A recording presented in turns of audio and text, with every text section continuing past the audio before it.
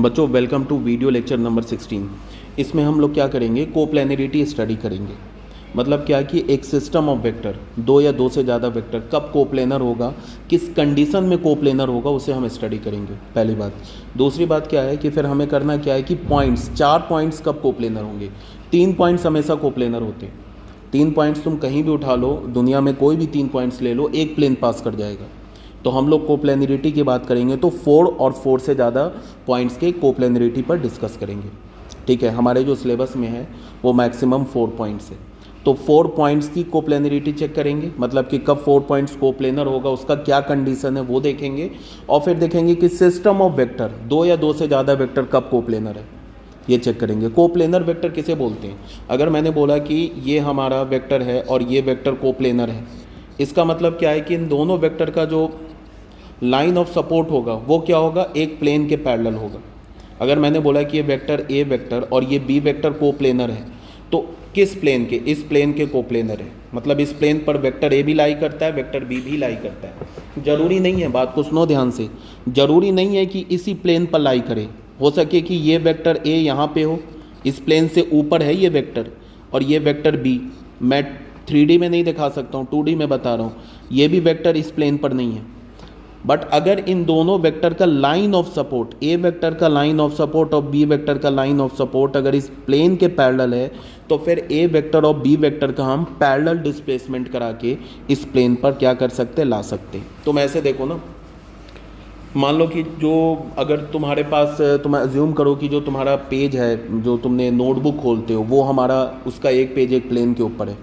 ठीक है, उस पेज के ऊपर दो ऐसे वेक्टर्स हैं जो उस पेज पर नहीं है, पेज के ऊपर है, बट उन दोनों वेक्टर्स का जो लाइन ऑफ सपोर्ट है उस पेज के पैरेलल है। तो फिर उन दोनों वेक्टर्स को तुम क्या कर सकते हो, पैरेलल डिस्प्लेसमेंट करा के क्या कर सकते हो, उस पेज पर ला सकते हो। वेक्टर्स का तो पैरेलल डिस्प्लेसमेंट होता है, फ्री वेक्टर पढ़ रहे हैं ना हम लोग, तो पैरेलल डिस्प्लेसमेंट करा के क्या कर सकते हो, प्लेन पर ला सकते हो। तो कंडीशन क्या है, कोप्लेनरिटी का क्या कंडीशन है, तो इसको देखो ध्यान से। सबसे पहला थ्योरम नंबर 1 हम लोग स्टार्ट करते हैं। बच्चों थ्योरम नंबर 1 क्या बोल रहा है ये देख लो।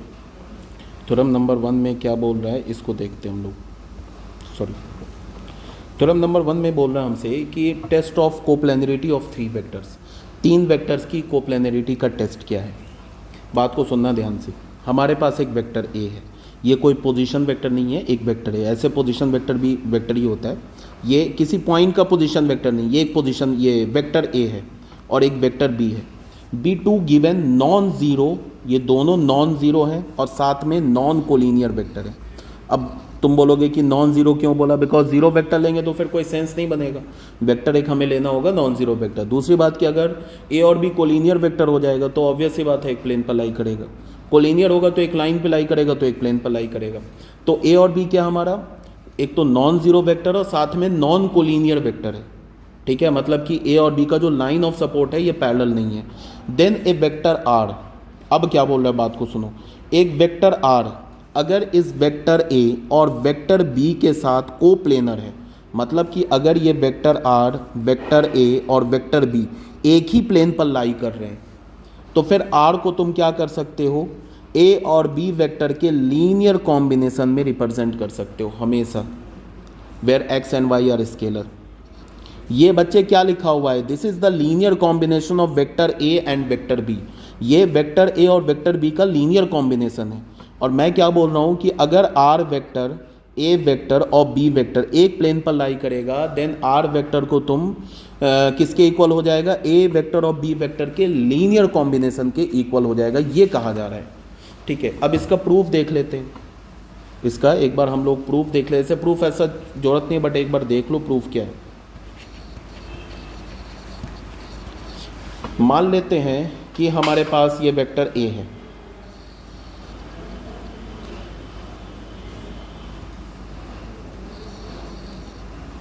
ये हमारा वेक्टर ए है, और ये दोनों वेक्टर क्या हमारा नॉन कोलिनियर है, ये वेक्टर बी है। एक वेक्टर ए हो गया, एक वेक्टर क्या हो गया, बी वेक्टर हो गया। ठीक है, यहाँ तक कोई दिक्कत नहीं है। तो अब हमें क्या प्रूफ करना है, ये प्रूफ करना है। अब ये जो ए वेक्टर है और जो बी वेक्टर है, ये मान लो इसी प्लेन पर लाई कर रहा है, ये इस प्लेन पर लाई कर रहा है, ये ए वेक्टर बी वेक्टर इस प्लेन पर लाई कर रहा है, और एक तीसरा वेक्टर आर वेक्टर है, वो भी इसी प्लेन पर लाई कर रहा है, कुछ ऐसे होगा, कहीं भी होगा, उसको लाओ उठा के और उसके टेल को उठा के यहाँ पे डाल दो, उस वेक्टर के टेल को उठा के क्या करो, यहाँ पे डाल दो। समझ रहे हो बात को? तो ये हमारा मान लो कि ये वेक्टर आर है। अब ये तीनों वेक्टर्स क्या है, ये तीनों वेक्टर्स जो है एक प्लेन पर लाई कर रहे हैं। अब हमने क्या किया, आर वेक्टर के टिप से यहाँ से एक पैरेललोग्राम यहाँ कंप्लीट किया और एक ऐसे पैरेललोग्राम कंप्लीट किया, ठीक है। अब ये वेक्टर अगर हमारा बी वेक्टर है तो ये वाला जो है, मान लो कि इसको हमने m बोला, ये p बोला, ये r वेक्टर हो गया और इसे हमने मान लो ओरिजिन बोल दिया, ठीक है। अब ये वाला जो ओ m वेक्टर क्या हो जाएगा, ये तो एक वेक्टर का पार्ट है ना, तो ये क्या हो जाएगा, मान लो इसे हमने बोल दिया y इंटू बी वेक्टर हो जाएगा। अब ऐसा भी हो सकता था कि वेक्टर यहाँ पे ऐसे हो जाता, ये लाइन ज़्यादा हो जाता, मतलब कहने का ये मतलब है कि ये वेक्टर छोटा हो जाता, p वेक्टर बड़ा हो जाता। मतलब कि ऐसा होता है कि ये वेक्टर हमारा होता b वेक्टर और ये वेक्टर होता हमारा a वेक्टर, और जो r वेक्टर है वो कुछ इतना बड़ा हो जाता, ये r वेक्टर हो जाता। तो इस केस में ऐसे पैरेललोग्राम करते तो इस वेक्टर को हम क्या लिखते, अगर मैंने वाई बी वेक्टर लिखा तो इस बार y जो है इसका जो मैग्नीट्यूड है b के मैग्नीट्यूड से ग्रेटर होता, b वेक्टर के मैग्नीट्यूड से ग्रेटर होता। बट इस बार क्या है कि y वेक्टर का मैं यहाँ पे इस फिगर के अकॉर्डिंग जो y है हमारा, इस जो y है ये क्या है, ये b वेक्टर के मैग्नीट्यूड से कम है। और ये क्या हो जाएगा, ये हमारा मान लो ये हो गया हमारा x इंटू ए वेक्टर, तो बस ट्रायंगल लॉ लगा दो, ये भी हो जाएगा x into A vector, triangle law लगा दो। इस डायरेक्शन में क्या हो जाएगा, ये हमारा इस डायरेक्शन में क्या हो जाएगा x इंटू ए वेक्टर, तो ट्रायंगल लॉ लगा दो, ये हमारा वेक्टर क्या हो जाएगा y इंटू बी वेक्टर। अगर ये vector y into B vector है, इसको n बोल दिया, तो एन पी वेक्टर भी y इंटू बी वेक्टर हो जाएगा। तो हमें क्या मिलेगा, O N vector plus N P vector is equals to O P vector. O N vector क्या हमारा x इंटू ए वेक्टर है, प्लस एन पी वेक्टर क्या है, y इंटू बी वेक्टर है, sorry y into B vector है, ओ P vector क्या हमारा r vector है। बस हो गया, इससे ज़्यादा प्रूफ ही नहीं है, ठीक है। अब आते हम लोग, बस हो गया, यही प्रूफ है इसका। बस याद क्या रखना है इसमें याद रखने वाली बात क्या है, सिर्फ एक ही बात याद रखनी है कि अगर दो वेक्टर के साथ एक तीसरा वेक्टर कोप्लेनर है तो उस तीसरे वेक्टर को तुम ए वेक्टर और बी वेक्टर, वो जो दोनों गिवन वेक्टर है ना, उसके लीनियर कॉम्बिनेशन में रिप्रेजेंट कर सकते हो। अगर वो तीनों vector R vector, A vector और बी वेक्टर कोप्लेनर है, तो किसी भी एक वेक्टर को, आर वेक्टर को ए और बी के लीनियर कॉम्बिनेशन में लिख सकते हैं, फिर ए वेक्टर को हम आर वेक्टर और बी वेक्टर के लीनियर कॉम्बिनेशन में लिख सकते हैं, और बी वेक्टर को आर वेक्टर और ए वेक्टर के लीनियर कॉम्बिनेशन में लिख सकते हैं, कोई प्रॉब्लम नहीं है। अगर कोई भी हमारा तीन वेक्टर कोप्लेनर है, कोप्लेनर का मतलब कि कहीं पे भी कोई एक प्लेन पर लाई करे, ये वेक्टर ए हो गया, ये वेक्टर बी हो गया, ये वेक्टर सी हो गया, अगर ये तीनों वेक्टर कोप्लेनर है तो किसी भी एक वेक्टर को तुम बी वेक्टर को क्या लिख सकते हो, lambda A vector plus mu C vector, बड़े आराम से लिख सकते हो, अज्यूम कर सकते हो। तुम सी वेक्टर को क्या अज्यूम कर सकते हो, lambda B vector plus mu A vector. तुम ए वेक्टर को क्या अज्यूम कर सकते हो, lambda B vector plus mu C vector. कोई प्रॉब्लम वाली बात नहीं है, किसी भी वेक्टर को, किसी भी एक वेक्टर को अगले दो वेक्टर के लीनियर कॉम्बिनेशन में लिख सकते हो, कोई प्रॉब्लम वाली बात नहीं है। ये बच्चे हमारा थ्योरम नंबर 1। अब आते हैं हम लोग थ्योरम नंबर 2 में। बच्चों आ जाओ थ्योरम नंबर 2 में। थ्योरम नंबर 2 में क्या बोल रहा है कि prove that the necessary and sufficient condition, क्या necessary and sufficient condition for 3 vector A vector B vector and C vector to be coplanar. अगर ए वेक्टर बी वेक्टर और सी वेक्टर कोप्लेनर है तो फिर 3 स्केलर एग्जिस्ट करेगा, L M और N, और तीनों वेक्टर्स का जो लीनियर कॉम्बिनेशन होगा वो एक नल वेक्टर के इक्वल होगा। ये हमें प्रूफ करना है। समझ में आ रही बात? क्या बोला जा रहा है कि हमारे पास 3 वेक्टर है, vector A, vector B and vector C, और तीनों वेक्टर्स कोप्लेनर हैं, तो फिर क्या होगा कि 3 स्केलर्स भी एग्जिस्ट करेगा, एल एम एंड एन। और अगर 3 स्केलर एग्जिस्ट करेगा, एल एम एन, और अगर इन तीनों वेक्टर्स का लीनियर कॉम्बिनेशन एक नल वेक्टर के इक्वल हो गया तो फिर हम क्या बोलेंगे कि A vector B vector and C vector coplanar है, पहली बात। ऐसा ही कुछ कंडीशन हमने कोलिनियरिटी ऑफ 3 पॉइंट्स में पढ़ा था, याद करो। हमने पढ़ा था ना कि अगर 3 पॉइंट्स हैं, ए पॉइंट है जिसका पोजीशन वेक्टर ए है, बी पॉइंट है जिसका पोजीशन वेक्टर बी है, एंड सी पॉइंट है जिसका पोजीशन वेक्टर सी है, और तीनों पॉइंट्स अगर कोलिनियर है तो फिर क्या होगा, 3 स्केलर एग्जिस्ट करेगा एक्स वाई जेड, और क्या होगा, X A vector plus Y B vector plus Z C vector क्या होगा, एक नल वेक्टर होगा। साथ में ये भी कंडीशन पर आता है X plus Y plus Z 0 होगा। तो मैं बस याद दिलाना चाह रहा हूँ कि ऐसा ही कंडीशन हमने कोलिनियरिटी ऑफ पॉइंट्स में भी पढ़ा था, बट सेम कंडीशन है। बट यहाँ पे ये जो L plus M plus N ये 0 के इक्वल नहीं है। मेरी बात आ रही समझ में, यहाँ पे हमने L plus M plus N को हमने 0 के इक्वल नहीं बोला। तो अब अगर ये तीनों vectors A vector B vector और सी वेक्टर क्या हमारा कोप्लेनर है, ठीक है, तो किसी एक वेक्टर को उठा लो, वो अगले 2 वेक्टर के लीनियर कॉम्बिनेशन में लिख सकते हो। तो सी वेक्टर क्या हो जाएगा, प्रूफ देख लो। सी वेक्टर को तुम क्या लिख सकते हो, मान लो सी वेक्टर क्या हो जाएगा, X into A vector plus Y into B vector, ऐसे लिख सकते हैं ना। अभी मैंने बताया ना कि अगर 3 वेक्टर कोप्लेनर है तो किसी एक वेक्टर को 2 वेक्टर के लीनियर कॉम्बिनेशन में लिख सकते हो। इसको हमने मान लिया for some scalars X and Y, X and Y हमने 2 स्केलर ले लिया, एक तो स्केलर एक्स ले लिया, दूसरा स्केलर वाई ले लिया, ठीक है। तो अब कुछ नहीं है, इसको तुम लिख सकते हो X A vector plus Y B vector minus C vector is equals to null vector, ऐसे लिख सकते हो ना। तो बस हो गया ये, यहाँ पे ये हो गया एक्स ए वेक्टर प्लस ये हो गया Y B vector plus of -1 into C vector is equals to null vector. इस केस में एल का काम क्या कर रहा है एक्स, एम का काम क्या कर रहा है वाई, एंड एन का काम क्या कर रहा है -1, यही कर रहा है ना, ठीक है। तो हो गया बच्चे, ये प्रूफ हो गया, ये हो गया, हमें जो प्रूफ करना था प्रूफ हो गया, ठीक है। उल्टा भी बोल सकते हैं इसको, बट रहने तो ज़्यादा करने की। ऐसे भी तुम बोल सकते हो कि मान लो कि हमारे पास ये गिवन है, ऑल्टरनेटिवली ऐसे भी बोल सकते हो, ऑल्टरनेटिवली ऐसे भी बोल सकते हो तुम।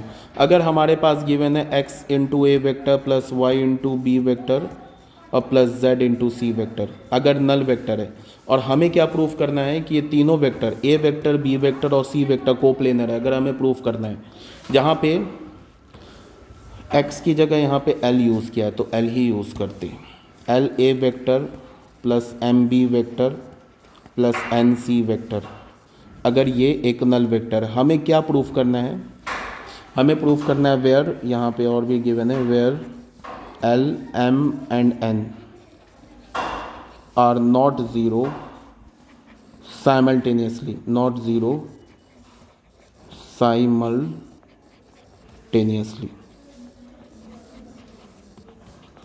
ये दोनों है, ये तीनों जो है साइमल्टेनियसली ज़ीरो नहीं है। हमें क्या प्रूफ करना है कि ए वेक्टर बी वेक्टर और सी वेक्टर ये तीनों वेक्टर्स कोप्लेनर है, अगर हमें प्रूफ करना है। तो हम लोग क्या करेंगे, कैसे प्रूफ करेंगे, कोई बात नहीं है। हमने क्या किया, लिखा L A vector plus M B vector को लिख दिया हमने -n सी वेक्टर लिख दिया। तो यहाँ से क्या हो जाएगा, -l/n A vector plus -m/n B vector is equals to C vector, ऐसे आ गया ना। तो यहाँ पे क्या लिख दिया मैंने, यहाँ पे मैंने लिख दिया ना सी वेक्टर क्या हो जाएगा, इज़ अ लीनियर कॉम्बिनेशन, ये हो गया ना linear combination of A vector and B vector. C vector क्या हो गया, ए वेक्टर और बी वेक्टर का लीनियर कॉम्बिनेशन हो गया। इसका मतलब क्या हो गया, C lies in the plane of A vector and B vector. A vector और बी वेक्टर के प्लेन पर क्या कर रहा है, सी लाई कर रहा है, hence A B C are collinear, hence A B C are collinear नहीं, sorry coplanar vector, coplanar vectors. बात आ गई समझ में। याद तुम्हें क्या रखना है कि अगर ऐसा गिवन हो X A plus Y B plus Z C is equals to 0 और साथ में बोले कि X plus Y plus Z plus is equals to 0। ठीक है, where X Y and Z are not zero simultaneously. तो ये क्या है, ये जो मान लो कि ये हमारा पोजीशन वेक्टर है पॉइंट ए का, ये हमारा पोजीशन वेक्टर है पॉइंट सी बी का, ये हमारा पोजीशन वेक्टर है पॉइंट सी का, तो ये फिर तीनों पॉइंट्स कोलिनियर हो जाएंगे। और अगर तुम्हें ऐसे लिखे कि सिंपल ऐसे दे दे X B plus Y B plus Z C एक नल ज़ीरो है, वेयर एक्स, ये कंडीशन ना दे, ये ना दे कंडीशन से, बोले क्या कि where X Y and Z are not zero simultaneously, तो यहाँ से होगा कि वेक्टर ए वेक्टर बी और वेक्टर सी कोप्लेनर है। बस इतना ही याद रखिएगा। एक तो ये बात याद रखिएगा, और अगर तुम्हें बोला जाए कि A vector B vector and C vector coplanar है, ये तीनों वेक्टर को बोल दे कोप्लेनर है, तो किसी भी एक वेक्टर को अगले दो वेक्टर के लीनियर कॉम्बिनेशन में लिख सकते हो बड़े आराम से। ए वेक्टर हो जाएगा lambda B vector plus mu C vector, B vector हो जाएगा lambda A vector plus mu C vector, ये ऑलरेडी बता रखा है। सी वेक्टर याद रखिएगा lambda A vector plus mu B vector, ऐसे लिख सकते हो बड़े आराम से। ठीक है ना। अब आते हैं हम लोग नेक्स्ट थ्योरम में। बच्चों थ्योरम नंबर 3 में आ जाओ। थ्योरम नंबर 3 में क्या बोल रहा है कि हमारे पास A vector B vector and C vector are three non zero. ये क्या हमारे पास नॉन ज़ीरो भी है और साथ में नॉन कोप्लेनर भी है। तीन हमारे पास नॉन ज़ीरो नॉन कोप्लेनर है और ये तीन स्केलर है। ठीक है, अगर इन तीनों वेक्टर का लीनियर कॉम्बिनेशन ज़ीरो एक नल वेक्टर है, ठीक है, ये तीनों नॉन कोप्लेनर वेक्टर है और तीनों नॉन कोप्लेनर वेक्टर का लीनियर कॉम्बिनेशन अगर नल वेक्टर है, तो फिर क्या होगा, ये जो तीनों स्केलर है ना, ये ज़ीरो के इक्वल होगा। समझ में आ रही बात, ये भी इंपॉर्टेंट थ्योरम है। इसका प्रूफ एज सच वही है, कॉन्ट्राडिक्शन से कर सकते हैं फिर, बट उसमें टाइम लगेगा। वही चीज़ हम मान लेंगे कि प्रूफ कैसे कर सकते हैं। मान लेंगे कि x ज़ीरो के इक्वल नहीं है, तो अगर x ज़ीरो के इक्वल नहीं है, इसको कंडीशन को यूज़ करेंगे ना, तो फिर आ जाएगा कि A B C coplanar vector है, तो इसका मतलब फिर x ज़ीरो के इक्वल है। फिर मान लेंगे कि y ज़ीरो के इक्वल नहीं है, यहाँ पे इस y को मान लिया ज़ीरो के इक्वल नहीं है, फिर इसी कंडीशन को यूज़ करेंगे, इस दो टर्म को राइट हैंड साइड में ले जाएंगे, तो फिर हमें क्या मिलेगा, हमें मिलेगा कि A B C vector coplanar हो गया, तो फिर हो गया कि y भी ज़ीरो नहीं है, सॉरी y ज़ीरो, फिर y ज़ीरो है। मान लिया हमने कि y ज़ीरो के इक्वल नहीं है, अगर y ज़ीरो के इक्वल नहीं है हमने मान लिया, तो फिर क्या हो जाएगा, फिर ए बी सी कोप्लेनर हो जाएगा, तो फिर y भी ज़ीरो के इक्वल होगा। फिर हमने मान लिया कि z ज़ीरो के इक्वल नहीं है, मान लिया अगर z ज़ीरो के इक्वल नहीं है, तो फिर क्या हो जाएगा, X A vector plus Y B vector क्या हो जाएगा, माइनस जेड सी वेक्टर हो जाएगा। इस z को इधर ले आते हैं, क्या हो जाएगा, X A vector plus Y B vector, इसको ऐसे लिख लेंगे ना, चलो ऐसे लिख लेंगे ना, X A vector plus Y B vector. मान लिया कि z जो हमारा ज़ीरो के इक्वल नहीं है, तो फिर X A vector plus Y B vector क्या हो जाएगा, minus Z C vector. z को इधर लाते हैं, तो minus X upon Z into A vector plus क्या हो जाएगा, minus Y upon Z into B vector is equals to C vector. तो फिर सी वेक्टर ए वेक्टर और बी वेक्टर के तो लीनियर कॉम्बिनेशन में आ गया। इसका मतलब ए बी सी क्या हमारा कोप्लेनर है, बट यहाँ पे क्या गिवन है कि A B C non coplanar है, इसका मतलब ये z को ज़ीरो होना होगा।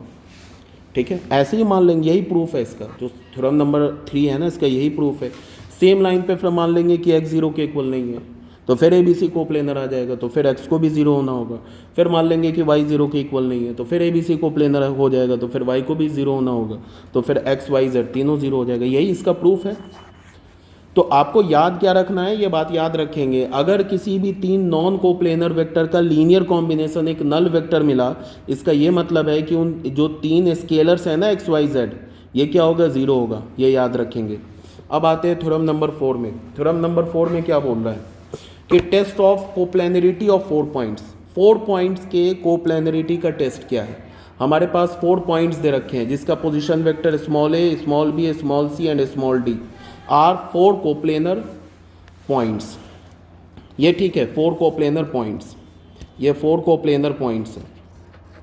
देखो 3 पॉइंट्स हमेशा कोप्लेनर होता है, याद रखो, दुनिया में कहीं भी 3 पॉइंट ड्रॉ कर लो, उससे एक प्लेन पास करेगा। 3 पॉइंट्स आर ऑलवेज कोप्लेनर, इसीलिए हमने कोप्लेनरिटी ऑफ 4 पॉइंट्स का मैं बोल रहा हूँ कि चेक करेंगे, 3 पॉइंट्स का नहीं करेंगे, बिकॉज 3 पॉइंट्स हमेशा कोप्लेनर होगा। तो हमने बोल दिया कि जो ए वेक्टर है B C and D are coplanar points. अगर ये कोप्लेनर पॉइंट्स है तो फिर 4 ये जो है ना, ये चारों ए बी सी ऐसे गिवन है यार। ये ए पॉइंट का पोजीशन वेक्टर क्या है, ए पॉइंट का पोजीशन वेक्टर स्मॉल ए है, फिर बी पॉइंट का पोजीशन वेक्टर क्या है, स्मॉल बी है, फिर सी पॉइंट का पोजीशन वेक्टर क्या है, स्मॉल सी है, फिर डी पॉइंट का पोजीशन वेक्टर क्या है, स्मॉल डी है। और अगर ये चारों पॉइंट्स कोप्लेनर हैं, अगर ये चारों पॉइंट्स कोप्लेनर हैं तो फिर 4 स्केलर एग्जिस्ट करेगा, और इन चारों स्केलर के साथ इन चारों जो पॉइंट्स के क्रॉसपॉन्डिंग जो पोजीशन वेक्टर है उनका लीनियर कॉम्बिनेशन नल वेक्टर हो जाएगा, और साथ में ये भी कंडीशन होगी। समझ में आ रही है बात। अब ऐसा ही याद करो कि सेम कंडीशन है 3 पॉइंट्स के भी कोप्लेनरिटी का, बस इसको हटा दो, ये वाला डी यू हटा दो और यहाँ से यू हटा दो, तो 3 पॉइंट्स की कोप्लेनरिटी का भी सेम कंडीशन है, ठीक है। और ऐसा ही कुछ कंडीशन है 3 पॉइंट्स के 3 वेक्टर्स के कोप्लेनर होने का भी सेम कंडीशन है, बस कोप्लेनर में ये प्लस वाला चीज़ नहीं है, ठीक है। ऐसी अगर 3 पॉइंट्स कोप्लेनर है तो 3 पॉइंट्स कोप्लेनर है तो उन तीनों के क्रॉसपॉन्डिंग पोजीशन वेक्टर, मान लो ये 3 पॉइंट्स कोप्लेनर है, तो अगर ये तीनों पॉइंट्स कोप्लेनर है तो क्या होता था, ऐसे ही लिखते थे ना, एक्स ए वाई बी और प्लस जेड सी वेक्टर क्या हो जाएगा, एक नल वेक्टर हो जाएगा, और साथ में यहाँ लिखते थे X plus Y plus Z is equals to 0। और अगर 4 पॉइंट्स कोप्लेनर है तो X A vector Y B vector plus Z C vector plus U D vector is equals to 0, और यहाँ पे क्या लिखते थे, X plus Y plus Z plus U 0 हो जाएगा, ठीक है। और अगर 3 vector A B C coplanar है, A B C 3 vector coplanar है, तो हम क्या लिखते थे, X A vector plus Y B vector plus Z C vector is equals to null vector, और ये वाला कंडीशन नहीं लिखते थे। समझ में आ रही बात। तो ये याद रखने के लिए बता रहा हूँ कि ये सब याद रखिए, सब इंपॉर्टेंट है, बोर्ड के क्वेश्चन के लिए तो नहीं, but competitive question JEE mains के क्वेश्चन सॉल्व करोगे ना तो उसमें ये सब काफ़ी इंपॉर्टेंट पॉइंट बन जाता है। अब यहाँ पे मैंने क्या बोला, सॉरी गलत मैं बोल रहा हूँ, ये पॉइंट जो है जो मैंने तुम्हें ये वाला बताया ना, ये कोप्लेनरिटी का पॉइंट है, और ये जो X A vector plus Y B vector plus Z C vector, ये गलत बोल रहा हूँ, ये कोलिनियरिटी का कंडीशन है, 3 पॉइंट्स के कोलिनियरिटी का कंडीशन है, ठीक है। अगर ए पॉइंट जिसका पोजीशन वेक्टर ए है, बी पॉइंट जिसका पोजीशन वेक्टर बी है, एंड सी पॉइंट जिसका पोजीशन वेक्टर सी है, और ये तीनों पॉइंट्स अगर कोलिनियर है तो ये कंडीशन होता है, और कोप्लेनर में क्या होगा, ये कंडीशन हो जाएगा। ऐसे याद रख सकते हैं आप, ठीक है बच्चों, समझ में आ गई होगी बात। ये किसका कंडीशन है, ये कोलिनियरिटी का कंडीशन है, ठीक है, और ये जो है कोप्लेनरिटी का कंडीशन है। मैं ये सब क्यों बता रहा हूँ कि याद रहे कि तुम एक दूसरे से ना लिंक कर पाओ, याद रख पाओ। अब यहाँ पे हमें प्रूफ करना है कि अगर कोई भी 4 पॉइंट्स कोप्लेनर है तो क्या होगा। तो ए पॉइंट है हमारा, इसका पोजीशन वेक्टर है स्मॉल ए, बी पॉइंट का पोजीशन वेक्टर है स्मॉल बी, सी पॉइंट का पोजीशन वेक्टर स्मॉल सी, और डी का, ठीक है। अब हमने क्या किया, ए बी वेक्टर लिया। अगर मान लो कि ये 4 पॉइंट ऐसे प्लेन पर लाई कर रहे हैं, अज्यूम कर लिया हमने एक प्लेन पर ये चारों पॉइंट लाई कर रहे हैं, ठीक है, हमने अज्यूम कर लिया। मान लिया कि हमारे पास पॉइंट ए है, पोजीशन वेक्टर स्मॉल ए, ठीक है, point A position vector small a, point B position vector small b, point C position vector small c, ये कोप्लेनर एक ही प्लेन पर लाई कर रहे हैं, point D position vector small D, हमने मान लिया, ठीक है। तो ए बी वेक्टर क्या होगा, ये हमारा जो ए बी वेक्टर है ये होगा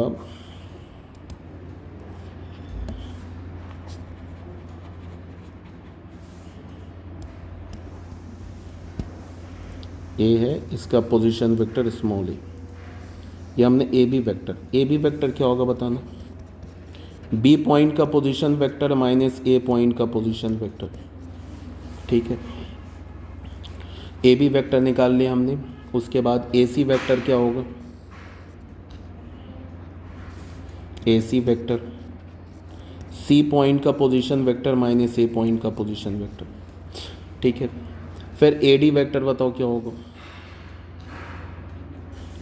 ए डी वेक्टर डी पॉइंट का पोजीशन वेक्टर माइनस ए पॉइंट का पोजीशन वेक्टर, ऐसे हो जाएगा ना।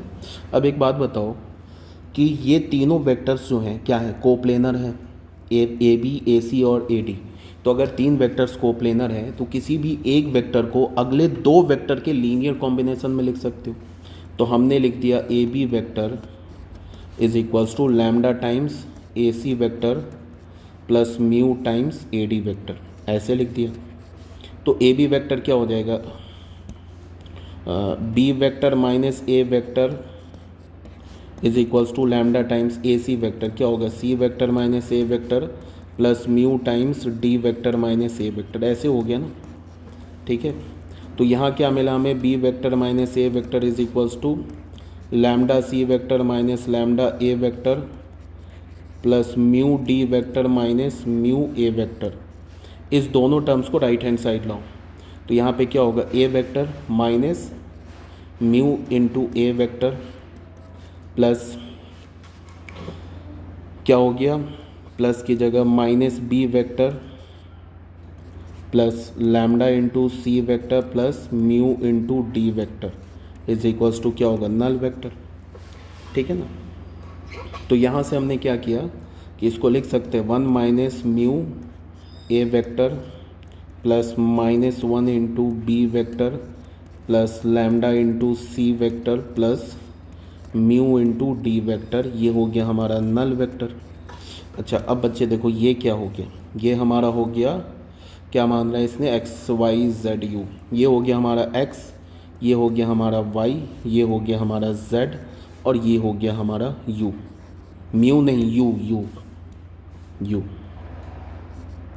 अब x plus Y plus Z करो तो x plus Y plus Z plus U करो तो x का वैल्यू क्या है 1 माइनस म्यू प्लस y का वैल्यू क्या है -1 प्लस z का वैल्यू क्या है लैम्डा और u का वैल्यू क्या है म्यू। और सब नहीं कैंसिल हो गया, अरे लैम्डा कहाँ रह गया यार, कुछ गड़बड़ किया है क्या, lambda c minus lambda A plus mu D minus mu A, ठीक है। ए को इधर ले गए तो A vector minus mu A vector, अच्छा यहाँ भी तो ए वेक्टर है ना, सॉरी यहाँ भी तो ए वेक्टर है ना, यहाँ पे एक माइनस लैम्डा ए वेक्टर भी होगा, थोड़ी सी हमने यहाँ पे एक मिस्टेक कर दी है, minus lambda into minus lambda into A vector भी तो होगा। तो यहाँ पे क्या होगा, यहाँ पे प्लस माइनस लैम्डा भी तो होगा, ऐसे होगा ना। तो ये हमारा पूरा एक्स हो गया, तो यहाँ पे क्या हो जाएगा,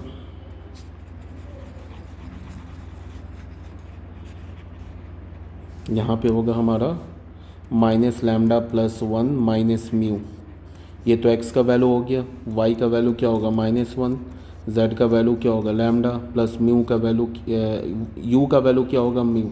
अब देख लो अब सभी कैंसिल हो जाएंगे, क्या मिल गया हमें 0, बस हो गया, प्रूफ हो गया, इससे ज़्यादा कुछ नहीं है। तो ये सब थ्योरम्स है ना बच्चों, याद रखना, ये थ्योरम्स को आपको याद रखने हैं, ठीक है। अब कन्वर्सली हम ऐसे भी प्रूफ कर सकते थे, कन्वर्सली अगर तुम इसको देखो तो तुम ऐसे भी कर सकते हो। मान लो कि हमारे पास x y z और u 4 स्केलर मान लिए, इसको हमने बोल दिया not all zero simultaneously, not all zero simultaneously हमने अगर बोल दिया, इकट्ठे सब ज़ीरो नहीं हो सकते, अगर हमने ऐसे बोल दिया। और फिर हमने बोल दिया कि X A vector plus Y B vector plus Z C vector plus mu D vector ये नल वेक्टर है, ठीक है। और ये भी बोल दिया कि X plus Y plus Z plus U, mu नहीं है, ये है यू, बार बार यू और म्यू को मैं, ये है यू है, इसको ऐसे ही लिखता हूँ, यू है ये, ठीक है, plus U is equals to 0। तो हमें क्या करना है, हमें दिखाना है कि ये vector B vector C vector और डी वेक्टर जो point A point B point C और पॉइंट डी का पोजीशन वेक्टर है वो कोप्लेनर है। नहीं, ये point A point B point C and point D, हमें क्या दिखाना है कि ये चारों पॉइंट कोप्लेनर है, ये पॉइंट हमें क्या दिखाना है, कोप्लेनर है। तो उसके लिए हम लोग क्या करेंगे, ये सब गिवन है, ये सब गिवन है, और हमें दिखाना है कि point A, point B, point C and point D ये कोप्लेनर है। तो उसके लिए हमने क्या किया, जो गिवन है ना हमारे पास एक्स ए वेक्टर, उससे भी पहले हमने मान लिया कि मान लिया किसी को भी एक को हमने मान लिया कि नॉट ज़ीरो, ठीक है। मान लो कि हमने मान लिया y is not equals to zero मान लिया, और क्या गिवन है, X A vector plus Y B vector plus Z C vector plus U D vector is equals to null vector है। मान लिया हमने y ज़ीरो के इक्वल नहीं है, तो हमने क्या किया कि ऐसे लिया X A vector plus Z C vector plus mu D vector, ये क्या हो जाएगा माइनस वाई बी वेक्टर, और ये भी गिवन है ना X plus Y plus Z plus U, ये ज़ीरो के इक्वल है, तो यहाँ से y क्या हो जाएगा minus X plus Z plus U हो जाएगा, ठीक है। तो हमने क्या किया, y से डिवाइड कर दिया, y ज़ीरो के इक्वल नहीं हमने एज्यूम कर लिया, तो इसे हमने डिवाइड कर दिया y से, तो क्या हो जाएगा माइनस एक्स अपॉन वाई। नहीं तुम इसमें ना y को ले मत जाओ राइट साइड पे, फिर गड़बड़ हो जाएगा। इसमें क्या करो कि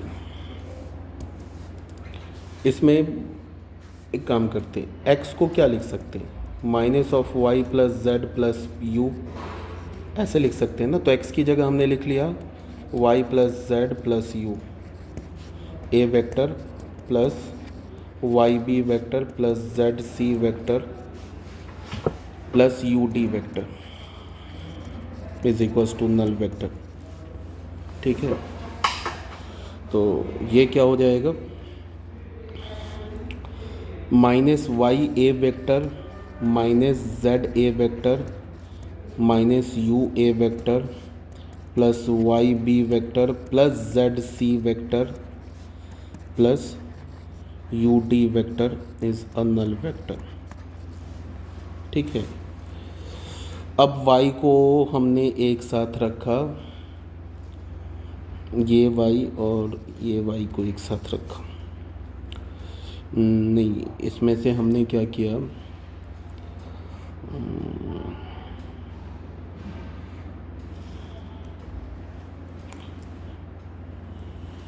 इससे ना, इससे और इससे y कॉमन ले लिया, तो क्या हो जाएगी, ये b vector minus a vector, और इसमें से और इसमें से z कॉमन ले लिया, तो क्या हो जाएगा, z कॉमन ले लिया तो c vector minus a vector, और साथ में एक z भी आएगा, और प्लस इसमें से और इसमें से क्या कॉमन ले लिया, u कॉमन ले लिया, क्या होगा d vector minus a vector is equals to null vector.